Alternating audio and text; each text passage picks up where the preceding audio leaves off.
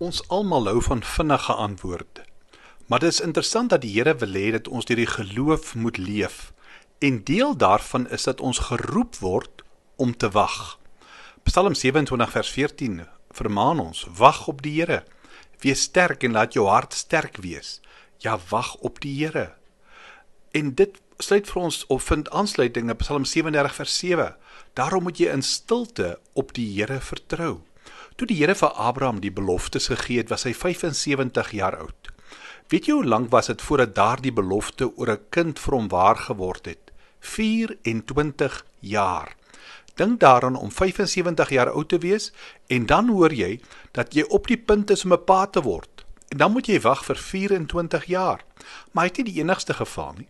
God het vir Israel na Egipte toe laat trek en daar deur Josef vir hulle gesorg, maar hulle moes 400 jaar wag voor hulle kon terugkom.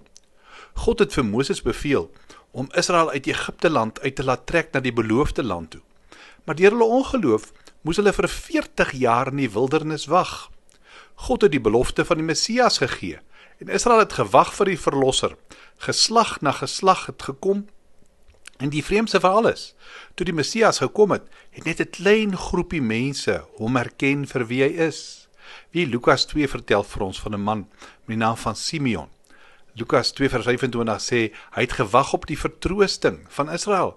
Dit was aan Simeon geopenbaar deur die Heilige Gees, dat hy nie die dood sou sien voordat hy die Messias gesien het nie. Daardie dag, toe Jesus se ouers deur Jesus in die tempel ingebring het, het Simeon hom in sy arms geneem. Hy het God geprys en gesê, laat u dienaar nou in vrede gaan volgens u woord, omdat my oë u verlossing gesien het, wat u gereed gemaak het. Hiervoor het hy sy hele lewe lank gewag.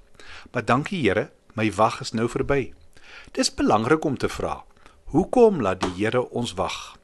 As hy sulke wonderlike beloftes vir ons gegee het, waarom is dit nodig dat ons daarop moet wag?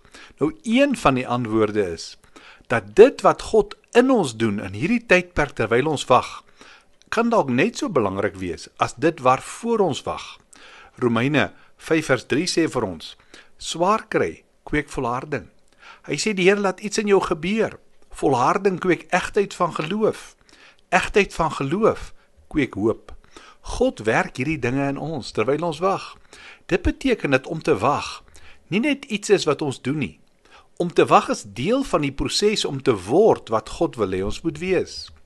Mense sê soms dat hulle bid, maar die Here verander nie hulle situasie nie. Dan word dit vir hulle 'n verskoning om nie meer die werklikheid in die oë te kyk nie, om die regte aksieplanne in plek te kry, my verantwoordelikheid na te kom nie. Kom ek herinner jou aan 3 belangrike sake terwyl jy op die Here wag. En die eerste van daardie belangrike sake is om die Here te wag vereis geduld en vertroue. Vertroue, want ek weet en glo dat God 'n goeie rede het waarom hy laat wag op die antwoord. Ek vertrou want ek weet dat God in beheer is. Hy weet presies wat hy doen.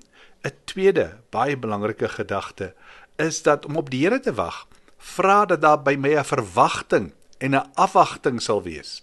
En dit is gebaseer op kennis en vertroue. Ek weet dat die Here vertrou kan word, dat God alreeds die antwoord ken. En dan net die derde ding, om op die Here te wag, vereis dat ek in my huidige omstandighede sal bly, totdat die Here die antwoord gee. Onthou jy, dit was Abraham se fout. Hy het na Hagar toe gegaan en Ismael is gebore. En die moeilikheid wat daaruit gekom het, om op God te wag, vra om heeltyd te kies, om te fokus op God se wysheid en getrouheid, ten spyte van hoe die situasie lyk. Kom ons bid saam. Hemelse Vader, dankie dat ons hierdie dag in U naam kan ingaan.